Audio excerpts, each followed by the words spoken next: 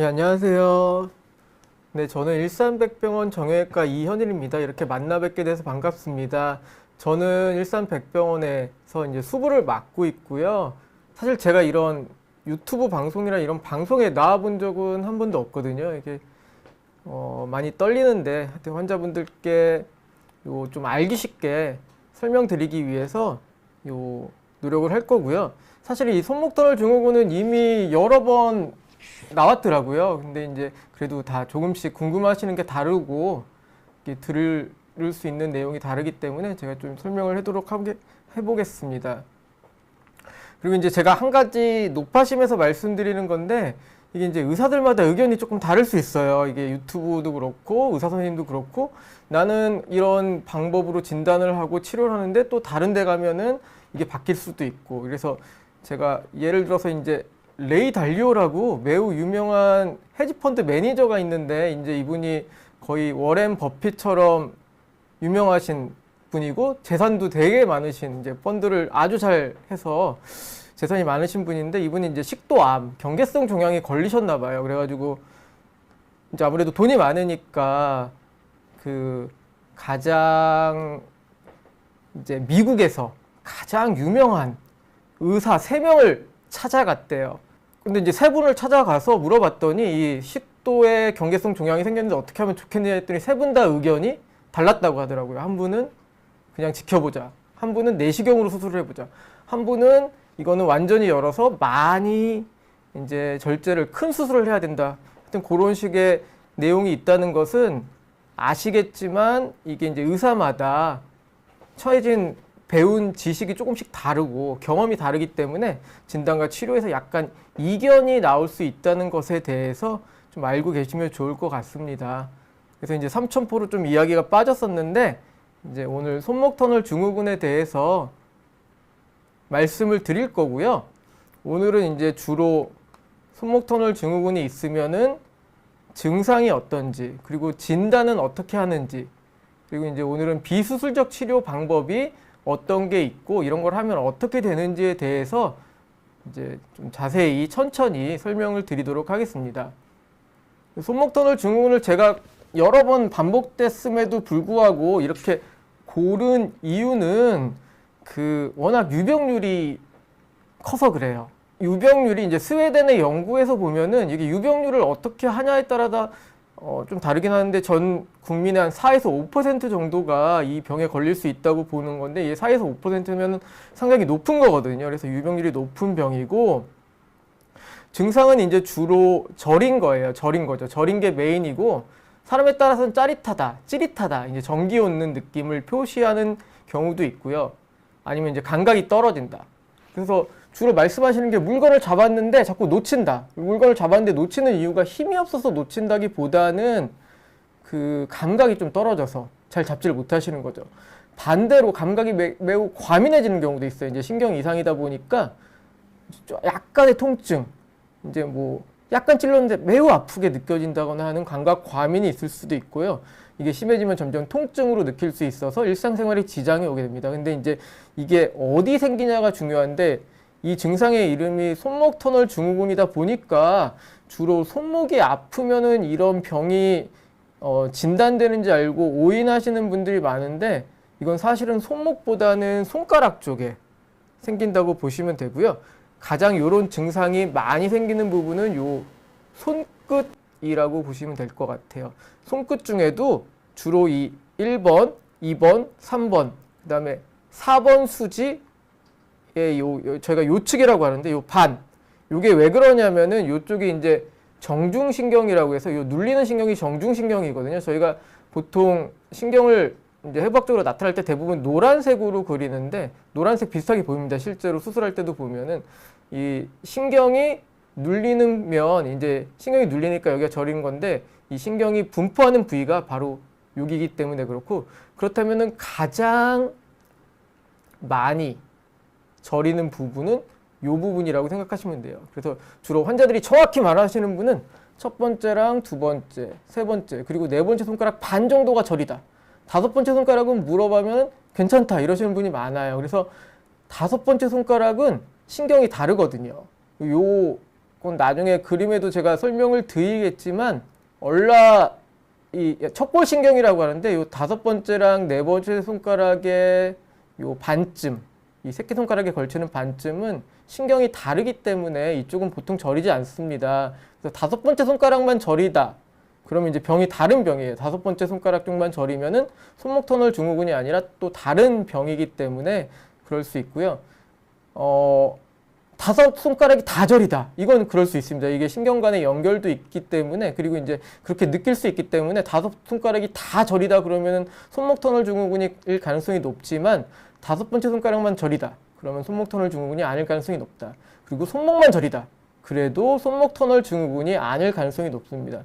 주로 손가락 쪽이 먼저 저리거든요. 그래서 손가락 쪽 저린 게 더 심하고, 손등도 내가 난 손등이 저려요. 전 손등이 저려서 다른 병원이나 뭐 유튜브를 봤더니 손목 터널 증후군 같아서 병원을 찾아와 봤어요 하시는 분들도 꽤 있는데, 손등은 또 신경이 달라요. 손등은 요골신경이랑 척골신경이고, 손등 쪽에서도 손가락 맨 끝 부분은 이제 그 정중신경, 아까 말씀드린 눌리는 신경이긴 한데, 주로 손등, 특히 손목에 가까운 손등이 저리다고 하시면은 이거는 다릅니다. 다른 병일 수가 있고요. 손목 터널 증후군이 아닐 수 있습니다. 그래서 아까 말씀드린 대로 그 첫 번째랑 2번째, 3번째, 4번째 손가락이 저리면서 이게 심해지면은 주로 저린 게 밤에 더 심하세요. 그래서 야간 통증이라고 저희가 주로 표현을 하는데, 심지어는 이제 잠을 못 잘 정도로, 그래서 이제 자다가도 저려서 깨서 이제 손을 털고 자야 된다는 그런 얘기를 많이 하시고요. 이게 심해지고 오래 가거나 아니면 심하면은 요 근육이 위축이 됩니다. 이게 본인의 손하고 한번 이렇게 비교를 해보시면은 이게 엄지 두덩이라고 그래서 두껍게 올라온 부분이 있거든요. 요 손가락이 뭐를 하는 분야냐면은 이렇게 대립이라고 그래서 새끼손가락으로 이렇게 만나는 역할을 하거든요. 그래서 요 기능이 떨어지게 돼요. 여기가 이제 근육이 마르면서, 대신에 이렇게 굽혔다 폈다는 또 근육이 다르거든요. 그래서 이제 굽혔다 폈다는 잘 되고, 손가락도 다 잘 움직입니다. 그래서 요 손목 터널 증후군이 아무리 심해져도 안 되는 거는 요 감각이 떨어지고 저린 거랑 요 대립 기능이라고 하는데, 요게 떨어지는 거지 손가락이 뭐 못 쓰게 되거나 손가락이 안 굽혀지지는 잘 않습니다. 요거는 다 근육이랑 신경이 다르기 때문에 너무 걱정하지 않으셔도 돼요. 그래서 이거 장기간 방치하면 어떻게 돼요? 뭐 근육 마비되는 거 아니에요? 하는데, 이제 마비되는 게 있긴 있는데 그게 대립 기능이라고 그래가지고 요 5번째 손가락이랑 만나는 기능이 좀 떨어질 수 있다.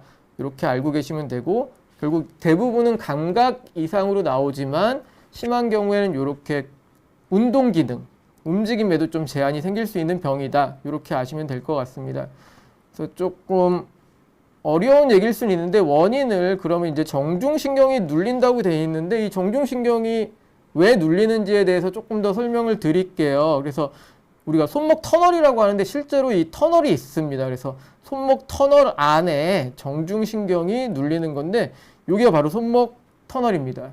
이쪽이 손목 터널이고, 네, 큰 그림으로 나오는데 이게 손목 터널이고, 이 손목 터널 안에 정중신경이랑 우리 손가락을 움직이는 9개의 힘줄, 그래서 엄지가 하나, 그 다음에 다른 2번째, 3번째, 4번째, 5번째 손가락은 힘줄이 2개씩 들어있거든요. 그래서 총 9개의 힘줄이 들어있는데, 요걸 바로 저희가 손목 터널이라고 해요.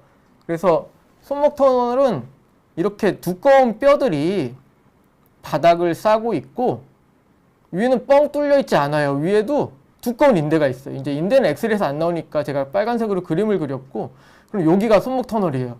이 안에 뭐가 들어있다? 정중신경이랑, 그 다음에 정중신경이랑 9개의 힘줄이 들어있어요. 힘줄.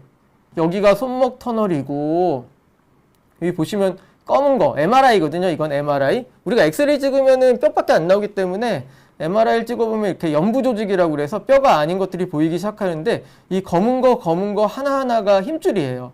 이거 뭐 다 세보면 9개인데 9개 힘줄이 들어있고, 요 밑엔 뼈고, 여긴 두꺼운 인대가 하나 있거든요. 두꺼운 인대가 있고, 정중신경은 여기 있습니다. 이 터널이 있고, 결국 제가 말씀드리고 싶은 거는 터널이 있고, 터널의 바닥은 뼈고, 그 다음 터널의 뚜껑은 인대로, 매우 두꺼운 인대로 돼 있어서 터널은 매우 좁은 공간이고요. 늘어나질 않습니다. 밑에는 뼈, 위에는 인대이기 때문에 늘어나지 않는 한정된 공간에서 이제 요 그림이 사실은 이제 부천 이 비욘드에도 얼마 전에 출연했던 부천 순천향병원에 수고하시는 김영환 선생님한테 받은 그림인데 요 좁은 공간에 힘줄들이 9개가 있는데 힘줄들이 다 뚱뚱하게 부어서 그래요. 이제 뒤에도 한번 설명을 드리겠지만 나이가 들거나 뭐 여러 가지 이유로 힘줄들이 붓기 시작하면은 좁은 공간에 9개 힘줄들이 부으니까 신경이 갈 데가 없어서 이렇게 이분처럼 고함 지르면서 눌리는 거예요. 이분이 어떻게 또 우연찮게 노란색 옷을 입고 계신데 이게 신경이라고 생각하시면 되겠습니다. 그래서 좁은 공간에 힘줄들이 부어서 같이 있는 정중신경이 눌려서 생기는 병이다. 그러면 이제 왜 이런 일이 생기냐? 원인이 이제 급성일 수도 있고 만성일 수 있는데 급성 먼저 설명을 드릴게요. 급성 손목 터널 증후군은 언제 생기냐면 다쳤을 때 생길 수 있습니다. 그래서 손목에 뼈가 부러졌거나 뭐 관절이 탈구됐을 때 신경이 눌릴 수 있겠죠. 공간이 좁아지면서. 감염이 생기면은 농양이라고 해서 고름이 차거든요. 그때도 생길 수 있을 때고 피가 많이 나는 이것도 외상의 일종이겠죠. 이런 때 급성 손목 터널 증후군이 생길 수 있는데 이거는 매우 드물어요. 그리고 드물고 치료도 좀 다른 방향으로 가겠죠. 대부분은 만성이에요. 이제 퇴행성이고 나이가 들면서 생기는 건데 어떤 분은 해부학적 요인이 있어서 좀 더 잘 생기는 분도 있고 전신적인 질환이 있을 때 어떤 특정 질환이 있을 때 이게 조금 더 잘 생기고 생기면 더 잘 치료하기 힘들고 이런 거는 뒤에 또 한번 설명드리겠습니다. 그 외에 이제 운동을 많이 한다던가 손목을 반복적으로 쓰는 어떤 요인이 있는 경우가 있어요. 이런 분들이 좀 더 잘 생길 수 있는데 대부분은 이유를 몰라요. 저희가 특발성이라고 하는 거는 어떤 이런 특별한 이유가 없는데 생기는 거예요. 근데 대부분의 질환이 특발성이거든요. 고혈압도 이제 생기는 원인이 따로 있는 경우가 있지만 고혈압도 대부분 그냥 나이 들면서 조금씩 생기는 것처럼 요 손목 터널 증후군도 대부분 나이 들면서 조금씩 힘줄이 부어서 생긴다고 보시면 되겠습니다.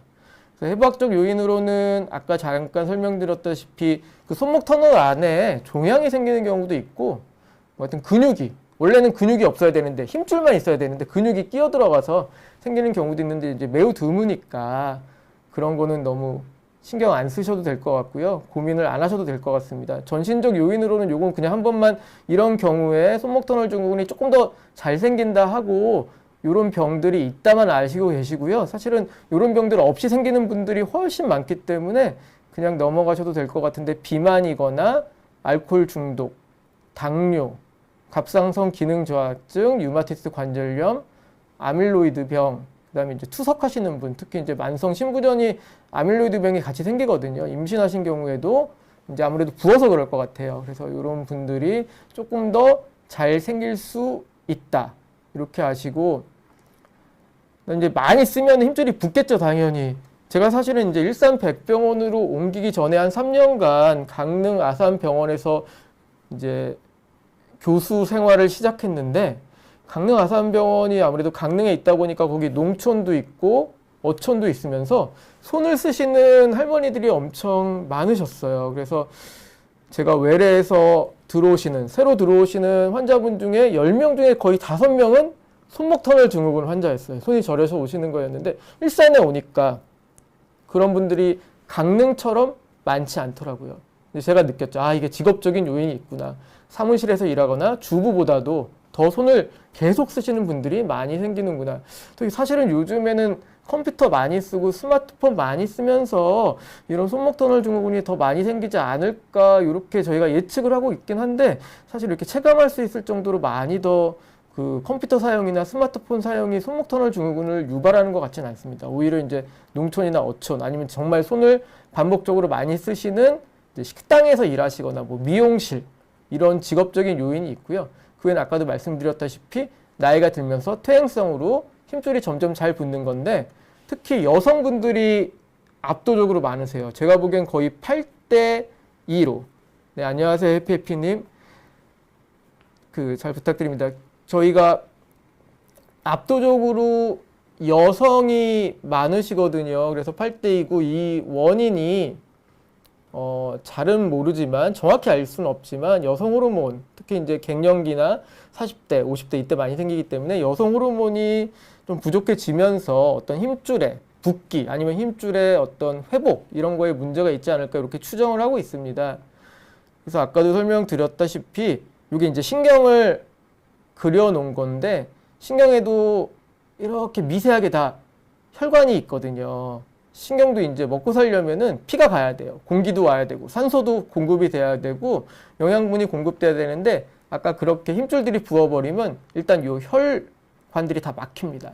그러면서 이제 신경이 저리기 시작한 거고 여러분들 쉽게 생각하시면은 자다가 다리가 잘못 뭐 아니면 잘못 오래 앉아 있었을 때 다리가 엄청나게 저린 거 아니면 어렸을 때 이렇게 손 이렇게 잡고 누르는 이렇게 잡아가지고 피 안 통하게 한 다음에 이제 이렇게 굽다 한 다음에 이렇게 손 풀면은 갑자기 싸해지면서 그런 전기 오는 느낌 느껴보신 적 많으실 거예요. 그래서 그게 이제 이게 그러다 이제 자다 일어나서 그 풀리는 거는 사실은 자면서 이렇게 잘못 눌리면 우리가 막 술 많이 마시고 이렇게 자지 않는 이상 대부분 금방 깨면서 알거든요. 그 눌린 시간이 많지 않아서 금방 회복이 되는데 이렇게 손목 터널 증후군이 있고 만성으로 되면은 계속 눌려 있는 거예요. 그러니까 피가 계속 공급이 안 되니까 얘네들이 많이 괴로운 거죠. 계속 저리고 일상생활에 제한이 되게 됩니다. 그래서 이제 진단을 저희가 의사들이 임상, 양상 가지고 많이 하는데 이제 세 가지 방법이 있거든요. 요렇게 손목을 요렇게 굴곡을 바닥 쪽으로 누르면은 손목의 압력이 터널의 압력이 높아지거든요. 그래서 한 1분 정도 이렇게 누르고 있으면은 손이 더 저려오면 이제 아 이거 손목 터널 증후군이 있구나. 그래서 이렇게 요 방향으로 누르면은 이제 한 1분 정도 있어 보거든요. 그러면 이제 손이 저려온다던가 아니면 처음부터 저렸던 분은 더 저린다던가 이런 거 보고 알 수 있고 두 번째로는 여기를 툭툭 쳐보는 거예요. 이게 신경을 툭툭 치면은 사실은 신경을 정확히 치면 이게 찌릿찌릿한데 이게 남들보다 훨씬 심해지면은 진단을 내릴 수 있고요. 이렇게 덩칸 테스트라고 이제 외국 사람 이름인데 외국 의사 이름인데 이렇게 누르면 그래서 이제 사실은 이렇게 해서 증상만 들어도 어디가 저린지만 들어도 사실 진단은 끝나는데 간혹 애매하게 되게 말씀하시는 분들도 있고 좀 더 객관적으로 알아보기 위해서 정기생리학 검사를 해요. 흔히 저희 의사가 근전도라고 많이 말씀하는 거고요. 이게 조금 사실 근전도라고 하는데 그 안에는 검사가 2개 들어있거든요. 신경전도 속도 검사가 있고 근전도 검사가 있는데 주로 재활의학과나 신경과에서 해주고 이 검사가 근전도 검사는 좀 아프고 신경전도 검사는 전도 속도 검사는 조금 덜 아픈데 이게 신경이 잘 흐르는지 전기를 측정해서 알아보는 거고요.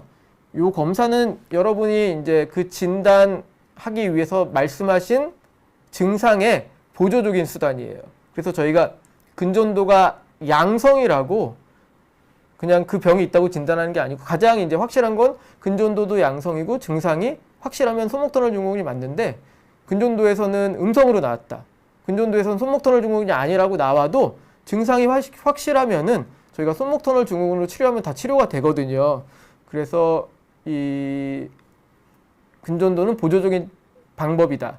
그래서 근전도에서 양성으로 나왔지만 환자분 증상이 불확실하면은 사실은 이게 손목터널 증후군이 아닐 가능성이 대단히 높습니다. 다른 질환이 섞여 있는데 그렇게 나올 경우가 있어서 요 근전도 검사는 보조적인 진단 수단이지만 객관적이기 때문에 많이 하는 편이고 그 외에 이제 엑스레이, 초음파, MRI들은 볼 수 있는데 사실 이제 MRI는 고가기 때문에 이제 증상만 봐도 알 수 있기 때문에 MRI까지 찍는 경우는 많진 않지만 이제 점점 요즘 활용도가 증가되고 있고 초음파 많이 하시죠. 초음파는 요 신경이 눌리면 붓거든요. 신경도 부어요. 신경이 크기가 커지는 걸 보고 진단을 하는 건데 하여튼 요런 진단법이 있다. 엑스레이는 사실 엑스레이 찍어서 신경이 보이지도 않고 상황을 알 수는 없지만 그래도 아까 말씀드린 골절이나 기형이 있으신 분들이 있거든요. 그런 거 확인하기 위해서 찍어봅니다.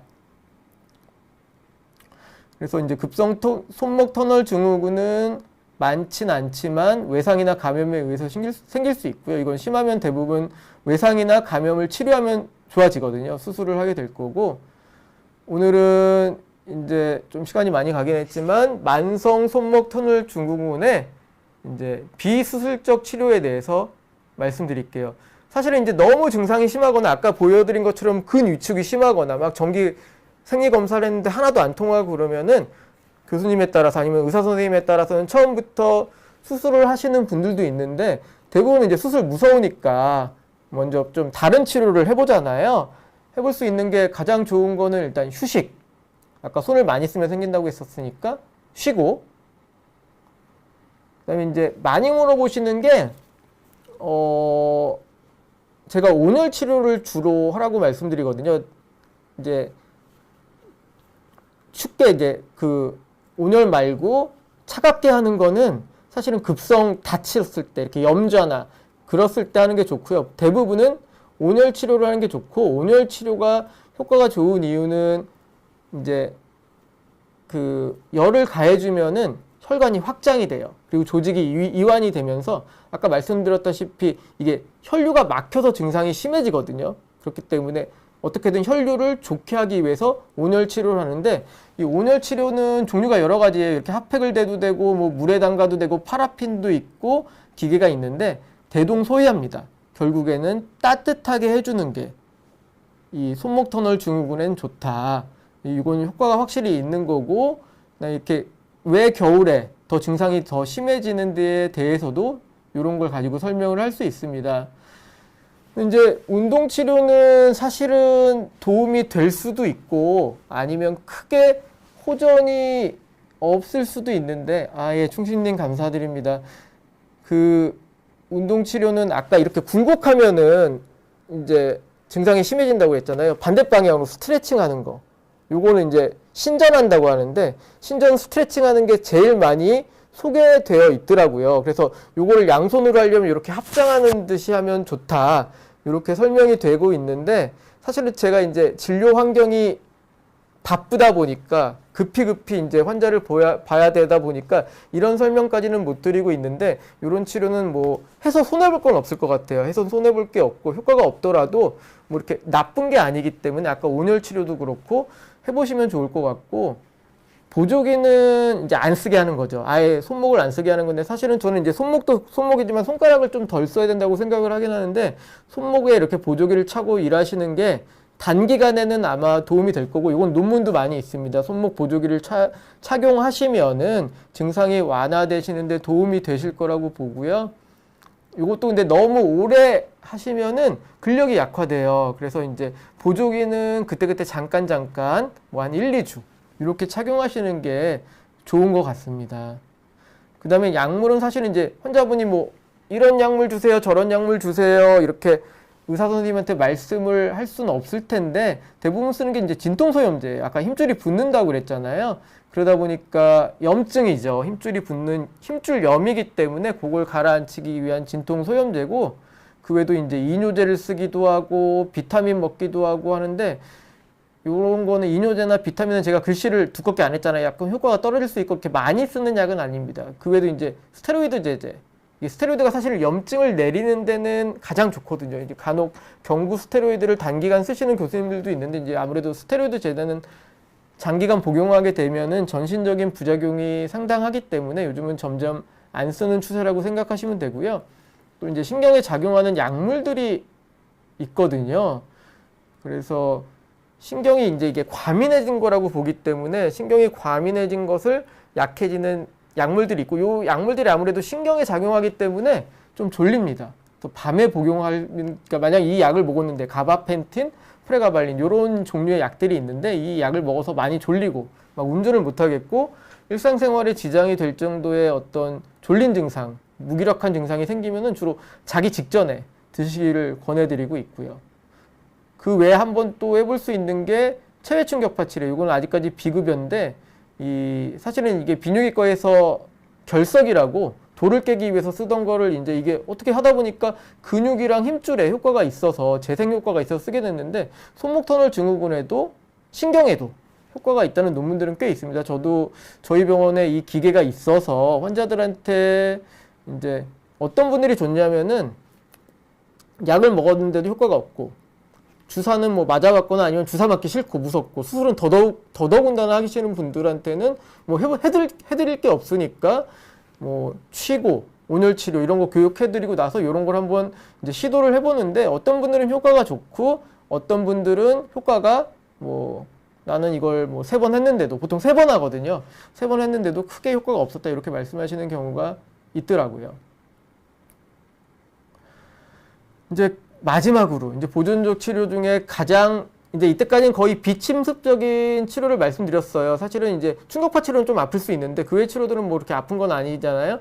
뭐 약물 먹고 부작용이 있을 수는 있겠지만 부작용도 없고 아프지 않은 그냥 그래도 꾸준히 하면 좋아질 수 있는 그런 치료들인데 마지막으로 이제 주사 치료 설명 좀 드릴게요. 이제 주사도 사실은 저희가 가장 많이 쓰는 건 스테로이드 주사긴 한데 그 외에도 많은 다른 주사 제제들이 알려져 있고 오늘은 스테로이드 위주로 말씀드리겠지만 뭐 마취제만 사용한다거나 아니면 진통소염제가 이제 먹는 거 말고 주사도 있거든요. 요거를 손목에 제가 말씀드리는 주사 치료는 이제 손목에 주사를 놓는 거예요. 손목에 이제 그 손목 터널 주위에 신경이랑 힘줄 주위에 주사를 놓는 건데 이 진통소염제를 주사를 놓는다던가 아니면 포도당을 넣는다던가 최근에는 이제 팔꿈치에 많이 쓰는 PRP라고 해서 혈소판 풍부 혈장을 넣는 경우도 있고 DNA나 콜라겐 주사를 넣는 경우도 있는데 이 PRP는 사실은 손목에는 아직 허가를 받지 못했거든요. 그래서 요거는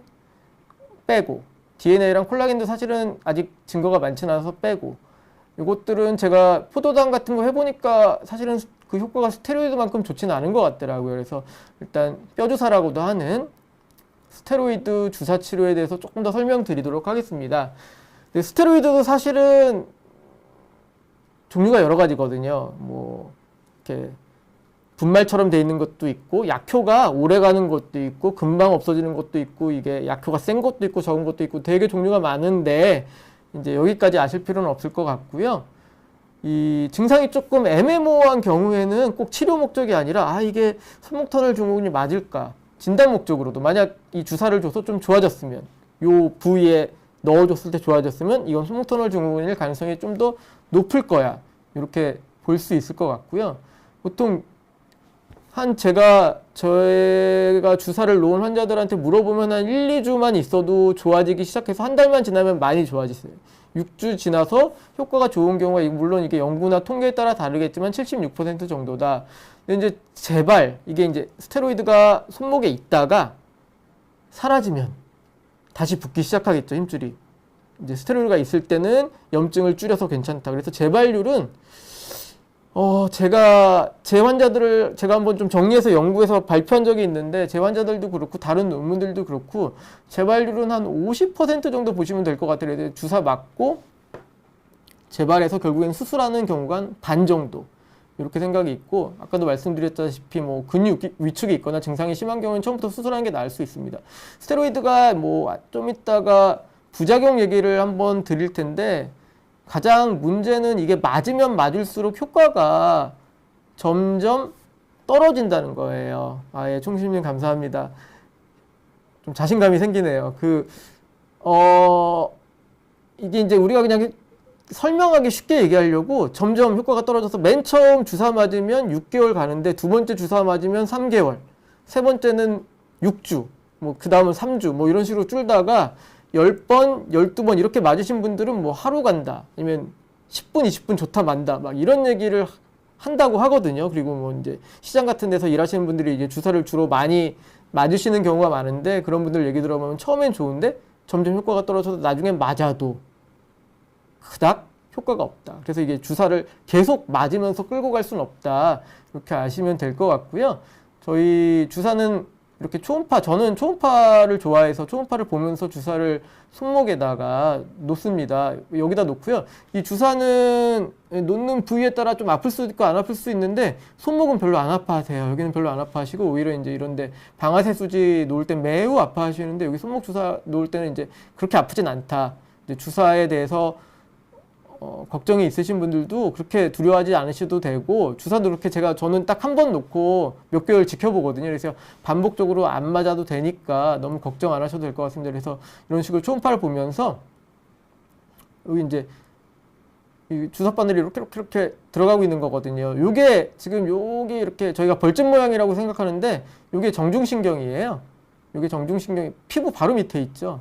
나머지 여기 얘네들이 다 그 힘줄들이고요. 그래서 얘가 지금 이렇게 살짝 움직이시는 게 보이는데 요렇게 이 안에다 넣어주면은 힘줄에 염증이 가라앉는다고 생각을 하는 거예요. 그래서 이렇게 주사를 맞는 거고, 이제 합병증 얘기를 안 할 수가 없는데 그 신경 손상이 있을 수 있는데, 이제 신경을 찌르거나 아니면 이제 약제에 의해서 아주 드물게 생길 수 있는데, 이거는 거의 없다고 보시면 되고, 이제 이것마저도 거의 없지만 사실은 초음파를 안 보고 찔러도 우리가 정형외과 의사들이 대부분 신경의 위치를 정확히 알고 있기 때문에 그냥 안 보고 초음파 같은 거 없이 해도 거의 생기진 않지만, 그거를 그나마 있던 것도 줄이기 위해서 초음파 보고 찌르면은 요 신경 손상은 거의 걱정하지 않으셔도 되고요. 저희가 소독을 아무리 잘해도 이제 피부에는 상재균이 있거든요. 피부 상재균이 있고, 피부 상재균이 아니더라도 이제 균이 가서 들어갈 수 있습니다. 감염 생길 수 있어서 항상 주사는 너무 자주 맞지 않는 게 좋을 것 같고요. 힘줄 파열도 많이 맞으면은 아무래도 힘줄 주위에 찌르는 거다 보니까 뭐 주사 바늘이 찌를 수도 있고 약제 때문일 수도 있고 파열이 생길 수 있다고 하는데, 저는 이 손목 터널 증후군에 주사 맞고 힘줄 파열 생긴 분은 거의 못 본 것 같아요. 그러니까 이것도 거의 걱정, 이 세 개, 근데 되게 매우 드물다. 이런 합병증 매우 드물다 아시면 될 것 같고요. 나머지 밑에 제가 좀 한 칸 띄어서 설명한 요거는 스테로이드에 의한 그런 문제가 생기는 거예요. 스테로이드가 우리 몸에 들어가면요, 혈당을 높여요. 그러니까 당뇨로 혈당이 잘 조절되던 분이 이 주사를 맞으면 며칠에서 몇 주간은 혈당이, 내가 계속 약도 잘 먹고 뭐 인슐린 주사도 잘 맞았는데 혈당이 높아질 수 있어요. 그래서 요거는 놀라지 말으셔야 되고, 그럴 수 있다. 그러다 말기 때문에 이제 이게 스테로이드 효과거든요.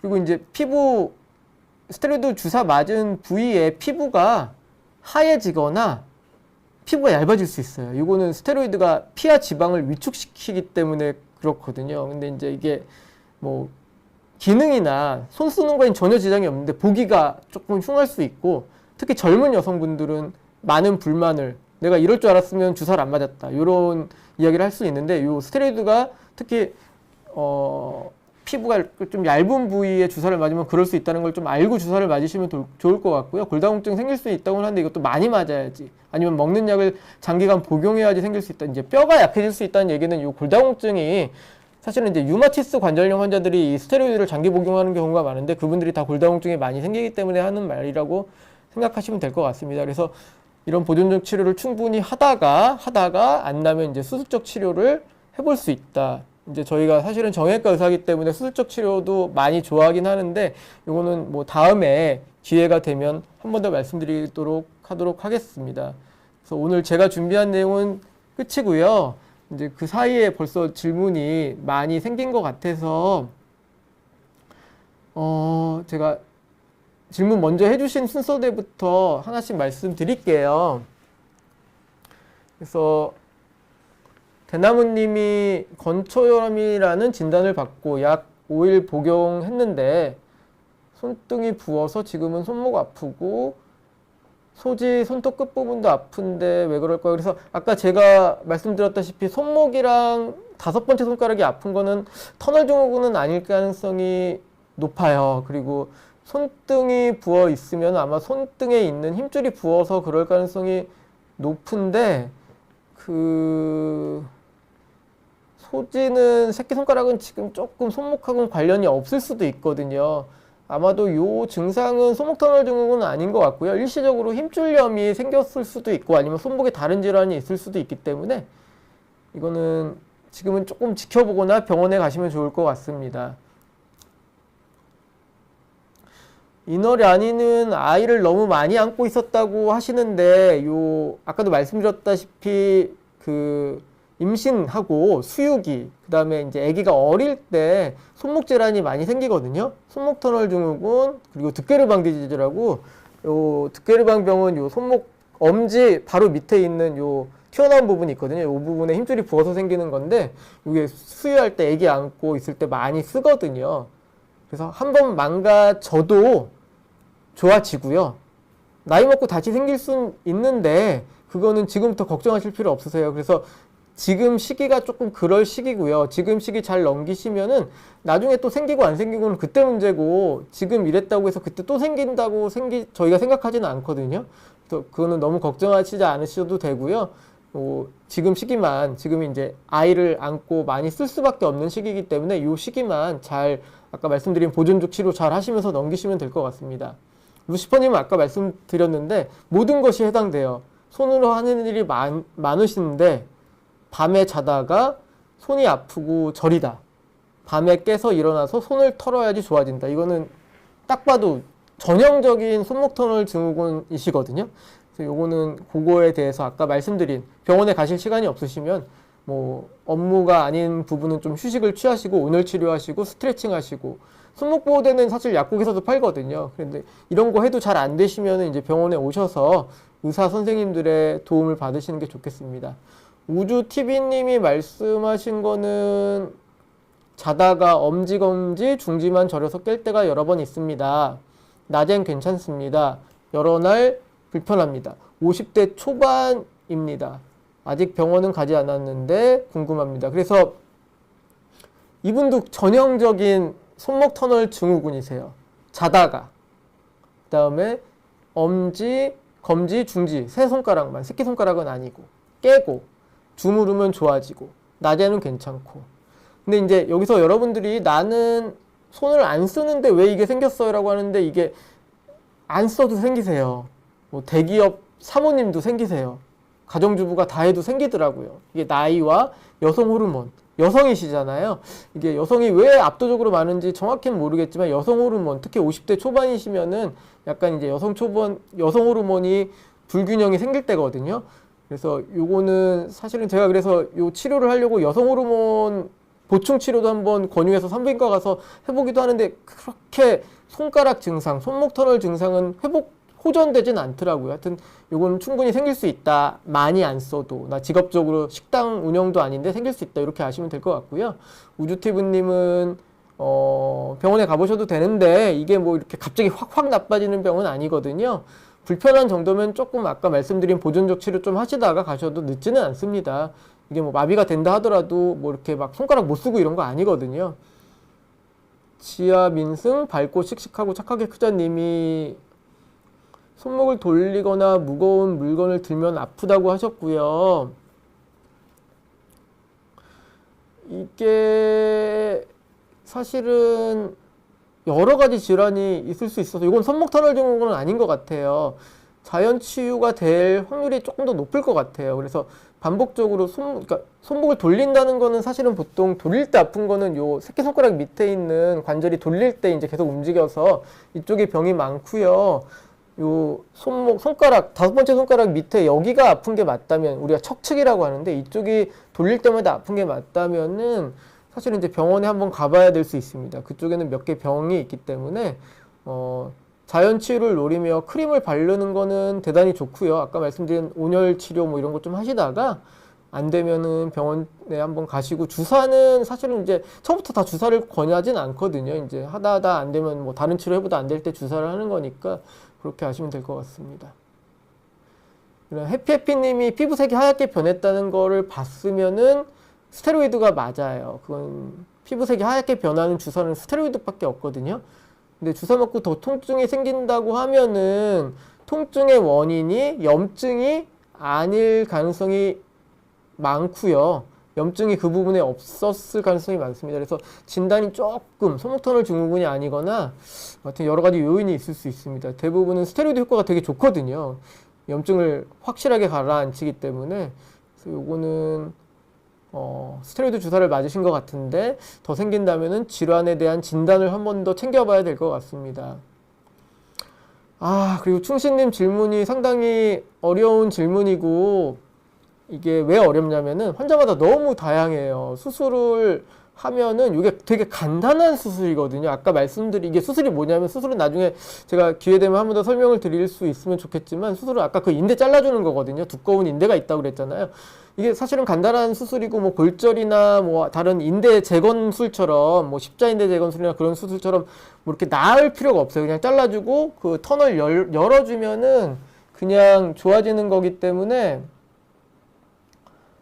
사실은 금방 회복돼야 되는데 이게 터널이 없다 보니까 이게 사실은 그 터널이 있어야 되는 이유가 있거든요. 손가락 꽉 쥘 때 힘을 받게 해주려고 그 터널이 있는데 터널이 없다 보니까, 그리고 손가락 쥘 때마다 그 아까 말씀드린 힘줄들이 그 터널 수술한 부위를 자꾸 쳐요. 그러다 보니까 통증이 있어서 저는 이제 환자들한테 한 달 정도는 있어야지 좋아지지 않을까라고 말씀드리고, 힘쓰는 일, 노동 이런 건 한 3개월 있어야지 원래 하던 것처럼, 그러니까 손가락 힘이 꽉 쥐는 악유힘이라고 그러는데, 저희가 이 파악력, 악유힘이 좋아지는 것은 한 그래도 3개월이 있어야 되지 않을까. 그래서 상처가 아무는데 보통 2주 잡거든요. 그래서 요즘 뭐 실밥을 풀 수도 있고 뭐 본드 같은 걸 써서 실밥이 없을 수도 있는데 2주 후부터는 보통 물 들어가도 돼요. 물론 그 전부터 물 들어가는 경우가 있지만, 그래서 일상생활이라고 하면은 저희가 뭐 밥 먹고 씻고 뭐 가볍게 컴퓨터하고 이런 거는, 책 읽고 뭐 이런 거는 사실은 1, 2주 후부터 다 가능합니다.